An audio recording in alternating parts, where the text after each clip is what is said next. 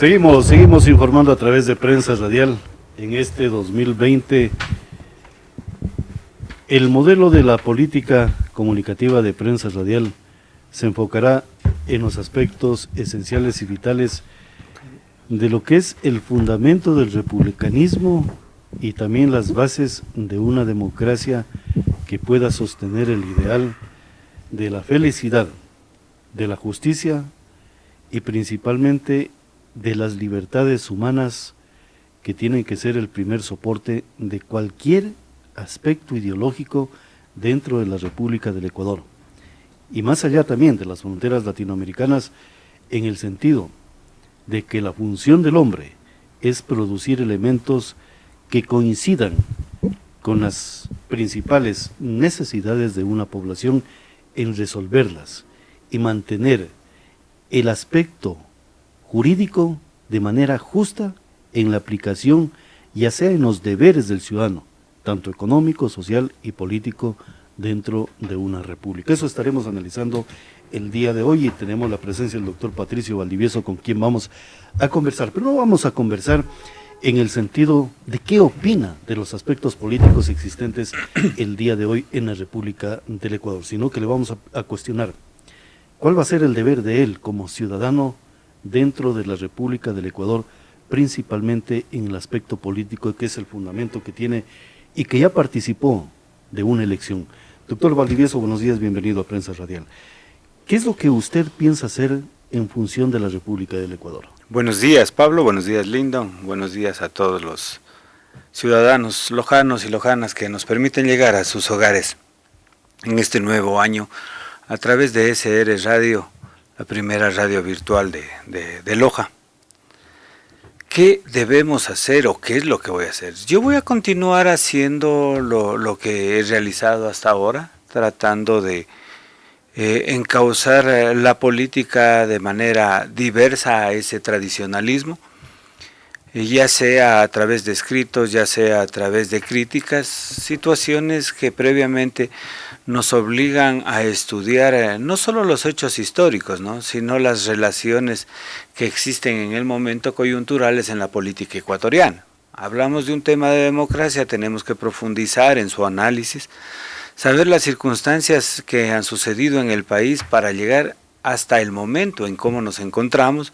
Hablamos de un método electoral, hablamos de una asignación de escaños, hablamos de la elección pluripersonal, ya sea en plancha o en lista, y eso es lo que vamos a hacer, ¿no? Mi compromiso ha sido siempre, desde que me involucré en política, tratar de buscar la forma de que la gente reflexione, no para decir tenemos una verdad absoluta, ni quiero imponer absolutamente nada, sino dar nuestros puntos de vista con la finalidad de que la gente pueda armarse su propio criterio, pueda hacer un análisis y sin duda alguna pueda tomar las mejores decisiones. Ahora, doctor, en ese aspecto, por ejemplo, cuando hablamos de la intención del ciudadano de dar un paso adelante para poder juzgar y también sojuzgar los aspectos que se han venido produciendo supuestamente como políticas de Estado en favor de ese ser humano. Entonces, por ejemplo, hablemos de la República del Ecuador, hablamos del tema económico, hablamos de la necesidad de fortalecer las arcas fiscales del Estado ecuatoriano, pero yo le consulto, ¿el pueblo está en la condición de aguantar tanto atropello del Estado en contra de lo que sería su libertad de poder encauzar el recurso económico para el Estado? Bueno, el pueblo ya no avanza.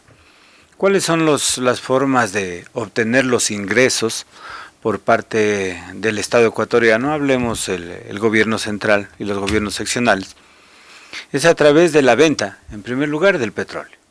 Seguramente en las próximas semanas, en los próximos meses, hablaremos de la venta de los recursos minerales, particularmente del oro. Lo otro es a través de impuestos. Sí, y un tercero que es a través del endeudamiento, sí, lo que se llama empréstitos. Ahí existe lo que llaman una balanza comercial, es decir, entre lo que me ingresa, es el equilibrio entre lo que me ingresa como país y lo que egresa. Cuando este esta balanza comercial tiene sus afectaciones, el país comienza a endeudarse de sobremanera, y eso es lo que nos ha sucedido ahora, ¿no? Recuerdo que antes de la llegada del socialismo del siglo XXI al Ecuador, la deuda externa ecuatoriana fluctuaba entre 10.000 y 11.000 millones de dólares. En este momento el número es incierto. Sin embargo, lo mínimo de lo que podemos hablar es entre 40 y 50 mil millones de dólares, a pesar de que algunos hablan entre 60 y 70 mil millones de dólares. Por lo tanto, si el Estado como tal en la parte económica no lo puede manejar y está sobreendeudado por lo menos unos 10, 15 años con venta anticipada de petróleo, es momento de ponernos a pensar. Claro, a eso que le suma, Pablo, a eso que le suma que tiene un Estado obeso en cuanto a la burocracia, en todos los niveles de gobierno, así como también en todas las funciones del Estado. Y lo que está sucediendo es de que los ciudadanos estamos pagando impuestos para que la gran parte de esa recaudación se vaya en pago de sueldos de los servidores públicos. Y esto va a explotar en algún momento. Lo venimos diciendo hace aproximadamente 3 años, ojalá no suframos por todas esas negligencias, una explosión de la economía y tengamos que sufrir una nueva ola migratoria. Ahora, la parte económica cuyo monto general, el Producto Interno Bruto, está bordeando los 100.000 millones de dólares, se habla de que por lo menos 68, 70 millones de dólares, eso lo produce el sector privado. Por lo tanto, deja entre un 28 y 30 mil millones de dólares anualmente para que lo maneje el sector público. Eso nos deja entender súper claro que no podemos cometer el desatino de provocar una separación, provocar un divorcio entre lo público y lo privado. Y tenemos como referencia que el Correato lo que hizo es destruir lo privado tratando de nacionalizar incluso lo público. Entonces, para cerrar esta parte, consideramos que es importantísimo que la gente reflexione qué tipo de presidente vamos a tener en el 2021. ¿En base a qué? En base al modelo económico que se va a implementar en el Ecuador. Porque si seguimos con ese socialismo del siglo XXI, que es manejado de manera adecuada cuando hay abundancia, ¿sí? Porque se vuelven derrochones, se vuelven gastones, y no es susceptible de ningún manejo adecuado cuando no hay abundancia. Por lo tanto, tenemos que entender que lo privado es la única salvación que tiene el país.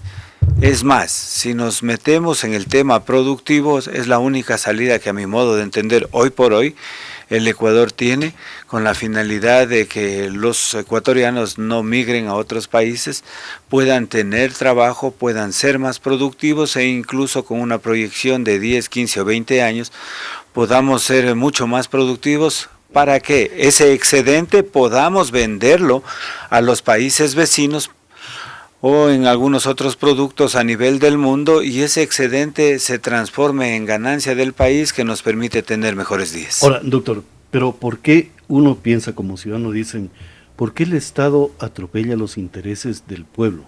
Y le digo del pueblo en el sentido de que uno va a pagar una carga de impuestos para solventar huecos económicos del Estado ecuatoriano, del gobierno. No estamos hablando que el pueblo ecuatoriano esté en crisis, el pueblo ecuatoriano no está en crisis, es el gobierno el que está en crisis. Entonces, doctor, mi inquietud es, ¿cómo es que la Asamblea divaga con el cuento de que la crisis económica hay que solventar una ley económica cuando el problema está en las sábanas? Y las sábanas no han sido auditadas, señor doctor. ¿Por qué no se auditó? ¿De dónde surge la deuda? ¿De dónde surge el déficit? ¿Por qué esa manera irresponsable de manejar la economía? Porque el pueblo ecuatoriano no va a ser el esclavo del Estado ecuatoriano, señor doctor. Porque quienes están gobernando no tienen la capacidad de tomar decisiones claras. Porque siempre nos han mentido. Porque ha primado el tema politiquero con relación al avance económico y al desarrollo que necesita el país. Eso es lo que nos está sucediendo. Nos sinceraron. ¿Se acuerda cuando entró Moreno? ¿Qué es lo que dijo? No, lo que pasa es que el otro se ha subido demasiado en deuda. A ver, La legislación ecuatoriana establece que con relación al Producto Interno Bruto máximo la deuda puede ser 40%.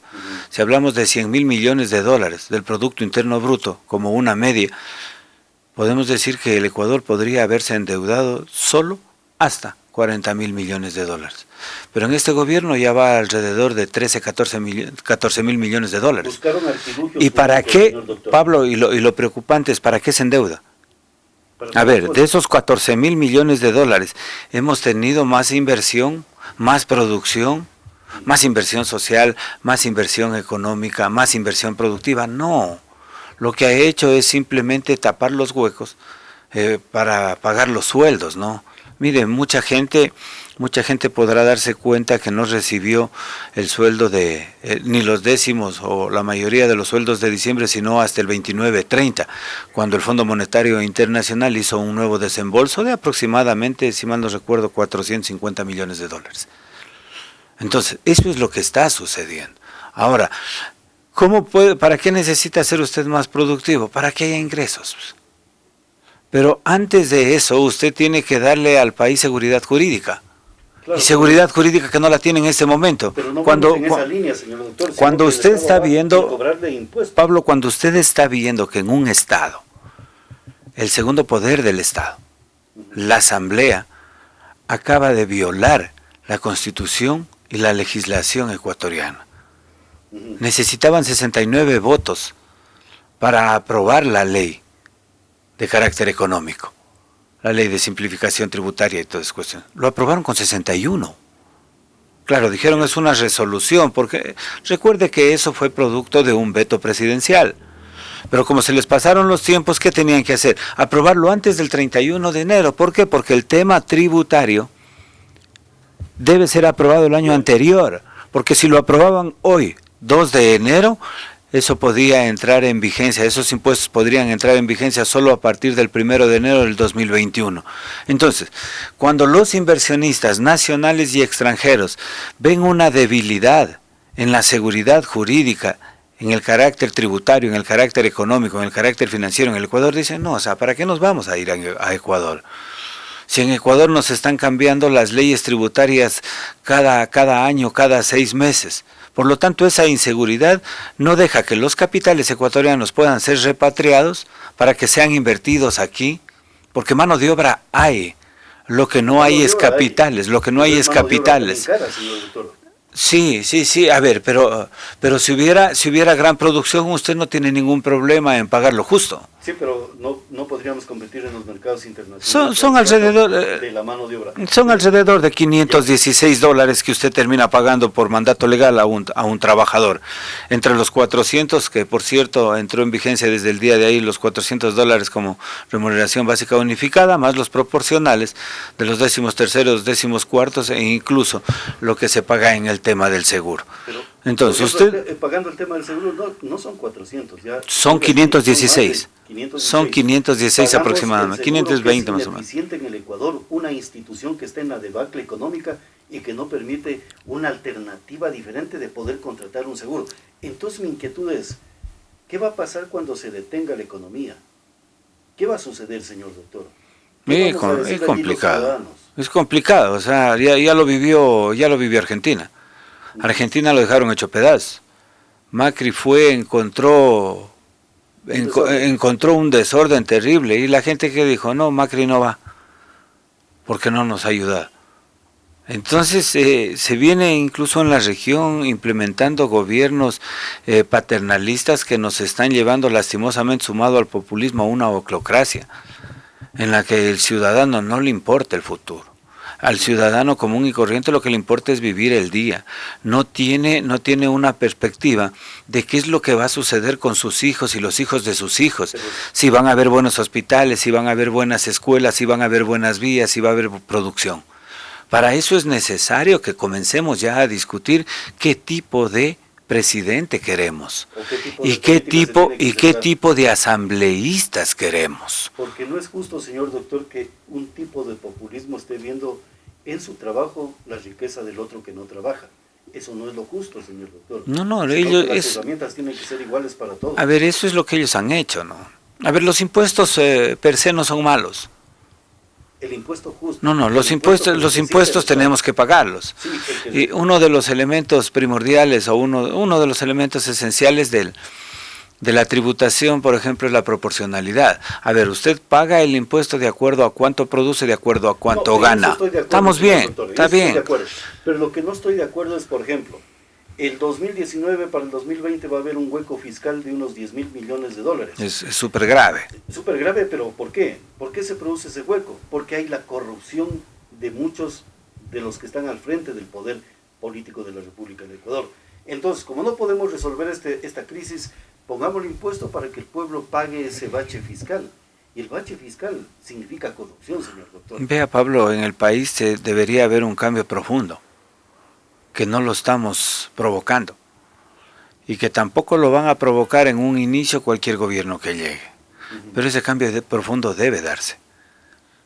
Hay que fortalecer las instituciones, y hay que cortarles las uñas a todos esos ladrones que están apostados en las instituciones, y aquellos que sin sueldo también pasan en el entorno de las autoridades. Vea, aquí es súper claro. Lo que sucede es que ha habido tanto robo que faltarían jueces y fiscales para las investigaciones y los juzgamientos de estos casos. Porque en este momento, ¿en qué estamos? Estamos en arroz verde, transformado en sobornos 2012-2016, y todo el tema delincuencial en las instituciones seccionales. ¿Cuánto cree que nos perjudican a los lojanos con el tema de regenerar? Con el tema de las baldosas, con el tema de los ductos, con el tema de los materiales que se están tomando. ¿Cuánto cree que nos han perjudicado a la provincia de Loja con la vía Intervalles? Son millones de dólares. ¿Y qué ha pasado? Nada. No pasa absolutamente nada. Son 40 años que han venido desangrando a la provincia de Loja. Sí, pero no lo han hecho solos. Tienen Lo han hecho con compinches. Pero por eso yo le pregunto, ¿qué va a hacer usted como ciudadano, señor doctor? A ver, yo estoy cumpliendo el mío, lo que le ofrecí a la gente, combatir la corrupción siendo honesto, diciendo las cosas de frente aunque se pierda popularidad. ¿Usted cree que cuando hablamos en su programa no hay gente que se siente afectada? Cuando hablamos, por ejemplo, de esos poderes familiares que existen en Loja, la familiocracia, ¿usted cree que no nos sentimos afectados? Sí, obviamente, sí, pero tenemos que ponderar. ¿O somos cómplices silenciosos? Cuando hablamos de las falencias de la justicia, quitando a la gente buena, que sí la hay por suerte en Loja, pero hay jueces totalmente ineptos, y no pasa nada. Lo repetimos todas las semanas para ver si por lo menos por el cansancio les revisan la conducta, y no pasa nada. Les rastrillamos para ver si por lo menos cambian. No pasa nada. Siguen inoperantes. Pero ¿y eso por qué? Porque alguien los protege. Entonces veíamos un reportaje el día sábado, el día lunes.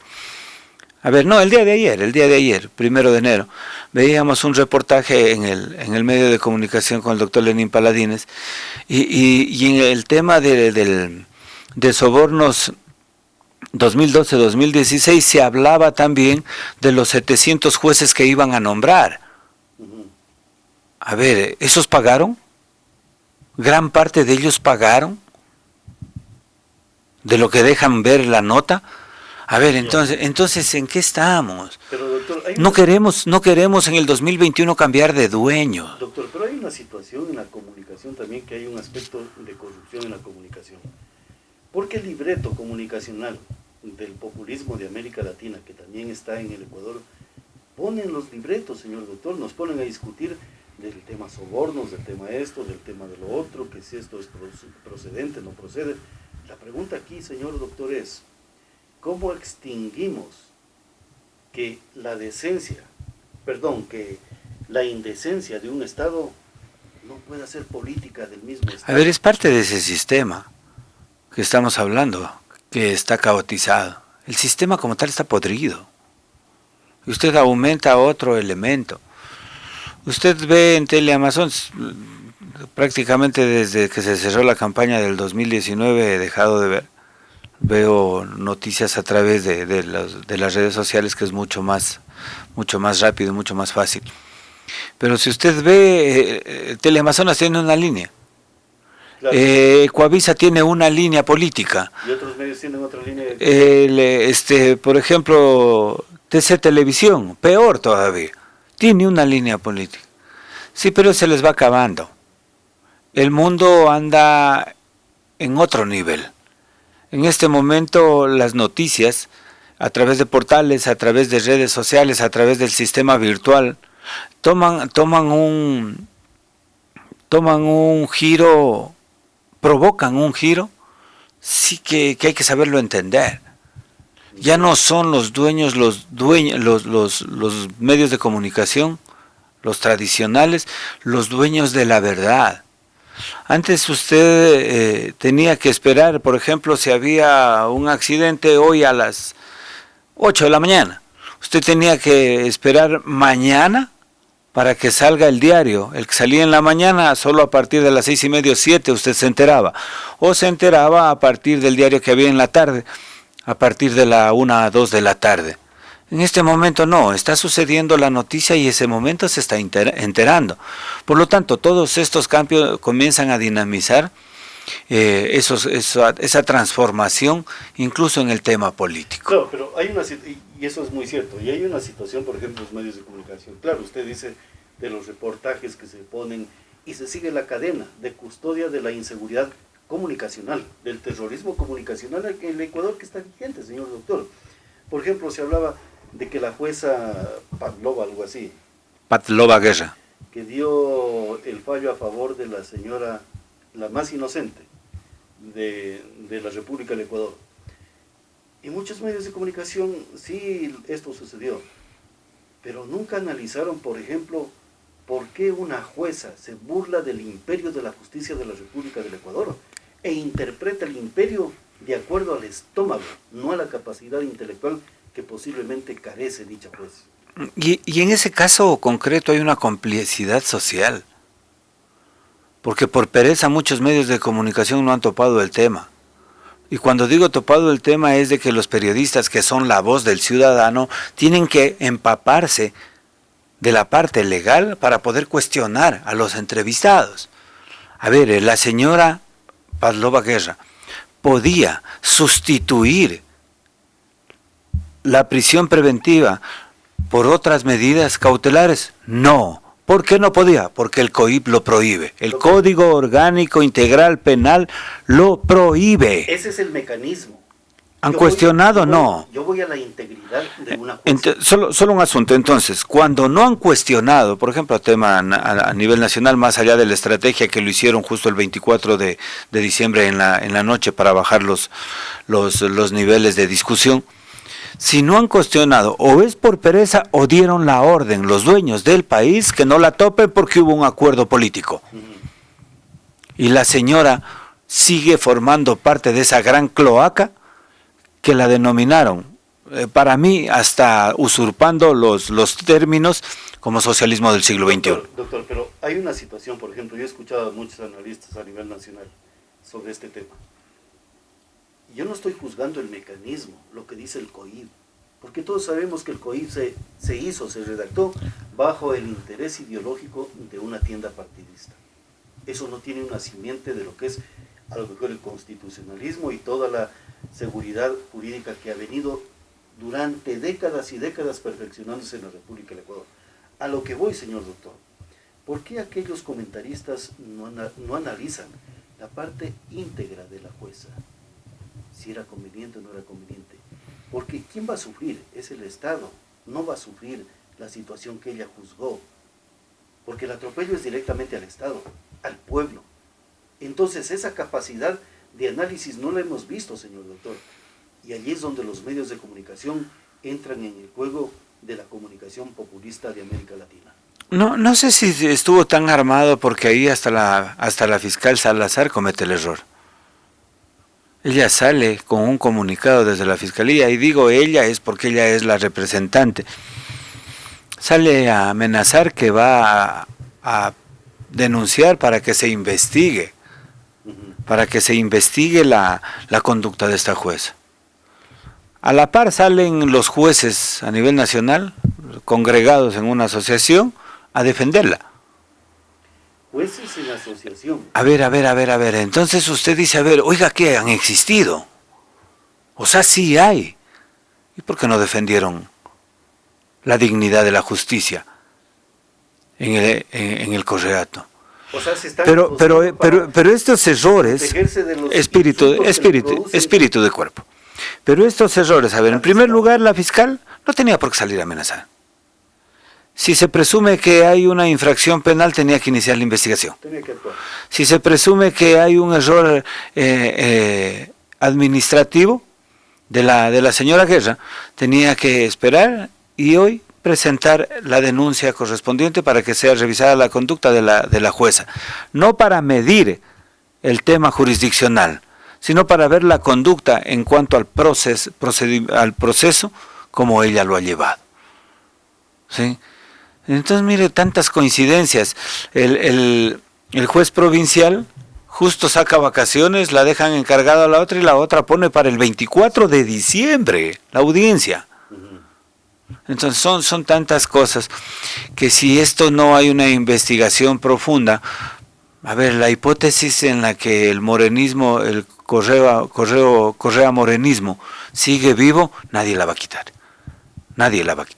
Sí, ese es clarísimo de que o es porque están empotrados algunos correístas o es porque tienen acuerdos.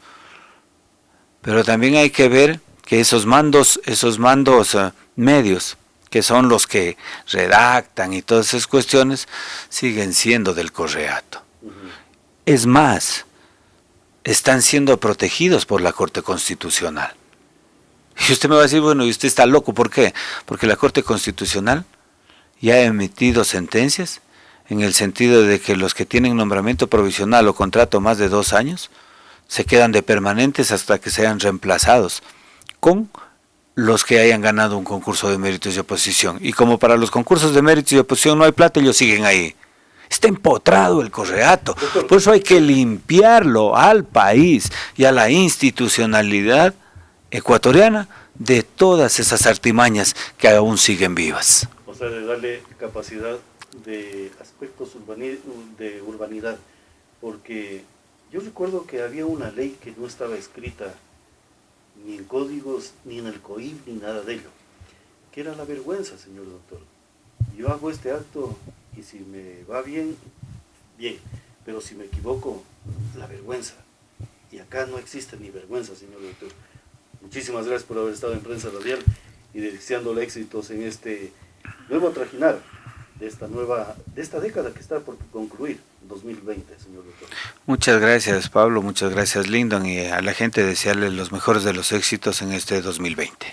Perfectamente, el doctor Patricio Valdivieso haciendo información a través de Prensa Radial. Vamos a ir a la pausa comercial. Este es su noticiero.